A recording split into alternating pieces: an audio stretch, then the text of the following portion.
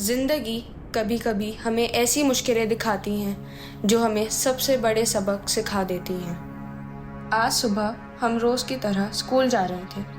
थोड़ा लेट होने के कारण बोटमैन ने कहा, भैया जल्दी करो, देर हो रही है स्कूल के लिए। ये आखिरी नाव बची है। हाँ हाँ लेट हो गए, चलो गुड़िया जल्दी से, लेट हो रहे हैं स्कूल के लिए। चलो चलो चलो, बहुत लेट हो गया है स्कूल के लिए, जल्दी आओ बैठो।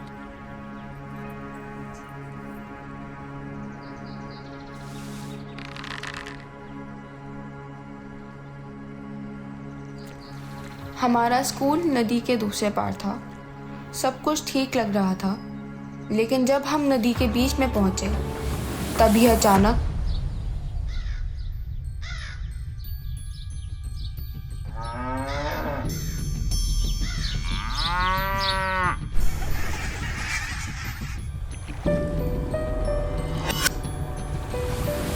पानी का बहाव बहुत तेज हो गया। अरे पकड़ के रखो। ऐसा लगा हवा रुक सी गई। हम लोग घबराने लगे कि पता नहीं अब क्या होगा। सही से बैठ जाओ। मैं समझ नहीं पा रही थी कि क्या करूं।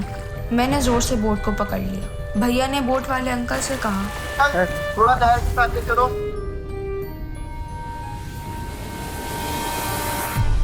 थोड़े ही वक्त में बोट हमें सुरक्षित किनारे तक ले आई। तब हमें समझ आया कि हम एक बड़े भूकंप का सामना कर रहे थे। जैसे ही हमें गांव पहुंचे, वहां के लोग पहले से ही तैयार थे। सबने बिना घबराए एक दूसरे की मदद की। उन्हें एक औरत संभाल रही थी जिसे सब माँ कहते थे। आराम से, आराम से। क्या हो गया भैया, सब ठीक है ना? भाई ऐसे टाइम में फ़ोन यूज़ नहीं करते हैं, फ़ोन रख दो। फ़ोन करने से बेहतर है मैसेज करो। इमरजेंसी के लिए लाइन छोड़ देनी चाहिए। भैया सही कह रहे। ये चोट कैसे लगी विकी बेटा? फर्स्ट एड बॉक्स किधर है? Thank you. माँ ने सबको पहले से ही भूकंप जैसी प्राकृतिक आपदा से निपटने के लिए तैयार कर रखा था। भैया यहाँ फर्स्ट एड बॉक्स नहीं है क्या? इधर है। बेटा ज़्यादा तो नहीं लगी? पहले से बेहतर है। अच्छा आप बताओ कैसे लगी ये चोट आपको? जब मैं स्कूल जाने के लिए तैयार हो रहा था तो अचानक से सारी चीज़ें हिलने लगी और फिर मैं जल्दी से अपना हाथ दोनों सर के पीछे रख लिया और आगे जाने लगा और टेबल के नीचे जाके छुप गया और अपने दोनों हाथों से टेबल को पकड़ लिया जैसा आपने बताया था माँ।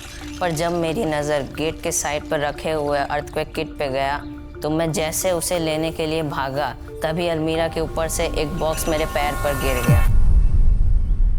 ओहो, क्या करूं मैं इस लड़के का? कर दी ना गलती?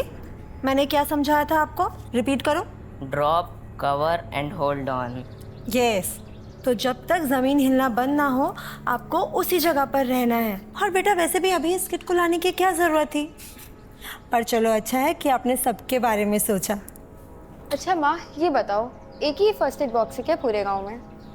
नहीं बेटा, ये सबके पास नहीं होता, इसीलिए हम एक दूसरे की मदद करते हैं और चीज़ों को मिलजुल कर इस्तेमाल करते हैं।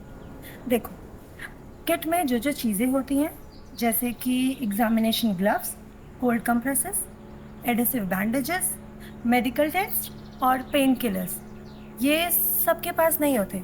सबके पास अलग अलग चीज़ें होती हैं। जैसे कि कुछ लोगों के पास बैंडेजेस होती हैं और कुछ लोगों के पास एंटीसेप्टिक। इसीलिए हम एक दूसरे की मदद करते हैं और चीज़ों को मिलजुल कर इस्तेमाल करते हैं ज़रूरत के मुताबिक, क्योंकि sharing is caring, right? Right. ये अर्थक्वेक किट में क्या होता है?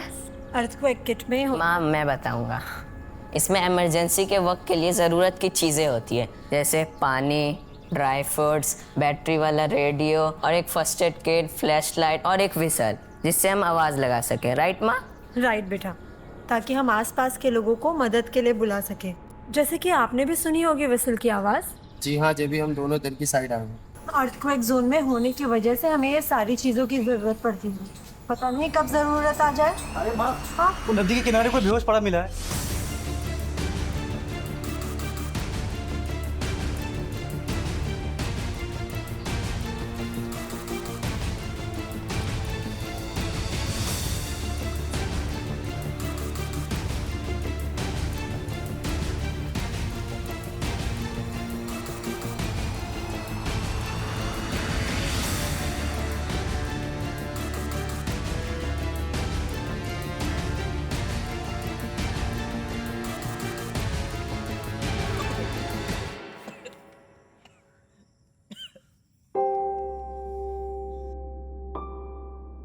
सीपीआर एक ऐसी टेक्निक है जो किसी की जान बचा सकती है जब उनका सांस लेना या उनकी हार्ट बीट रुक जाए। लेकिन अर्थक्वेक के वक्त सीपीआर देने से पहले अपनी सेफ्टी का ध्यान रखना जरूरी होता है। अगर कोई बेहोश हो जाए, पहले ये चेक करो कि वो ठीक है या नहीं, फिर चेस्ट कंप्रेशंस देने चाहिए। अगर जगह अनसेफ हो तो सिर्फ चेस्ट कंप्रेशंस करना बेहतर है।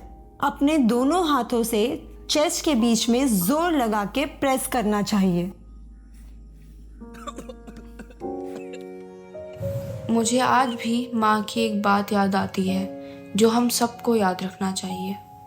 हर मुसीबत हमें ये याद दिलाती है कि हम एक दूसरे के बिना कुछ नहीं हैं। जब ज़मीन हिलती है तो इंसानियत हमारे दिलों में और भी ज़्यादा गहरी हो जाती है।